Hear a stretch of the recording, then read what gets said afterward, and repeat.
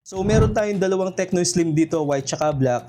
Yan, napakaganda ng mood swing nila, oh, napakaangas at napakanipis lang talaga ng mga phone na to. Pero bukas ilalabas ko yung review. Instead na mag-focus ako sa specs, ilalabas ko na lang yung mga hidden features ng Tecno Slim. So maraming hidden features to na hindi nyo alam. At actually hindi naman siya hidden features talaga, hindi nyo lang siya makalkal talaga. Like itong meron tayong privacy dito. Kapag meron kang chismosa nakatabi, pwede mong i-hide yung mga tinetext mo o kung ano-ano pa. Dahil meron tayong hidden features na pick proof dito. So bukas papaliwanag ko sa inyo, tsaka may tutorial na rin tayo. At tinest ko rin yung free link dito na pwede kang tumawag kahit wala kang load o wala kang SIM. Basta naka-activate lang yung Bluetooth natin. At sabi ng Tecno, makakatawag ka within 1 kilometer. Pero i-test natin bukas yan kung 1 kilometer talaga. Then meron din akong additional na tips para sa inyo bukas. So like ito, kapag nag-charge tayo, pwede tayong pumili dito kung gaano kabilis yung charging natin. Meron tayong low temp, smart, tsaka hyper.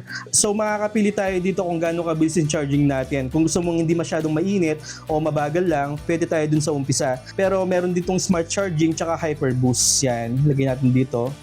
Yan, naka-supercharge na tayo. So abangan nyo yung review natin sa Tecno Slim bukas at marami kayong matutunan at magbibigay na rin akong tips and tricks sa inyo. Sobrang dami talaga. So like, comment, tsaka subscribe lang sa YouTube channel natin na Poltech TV.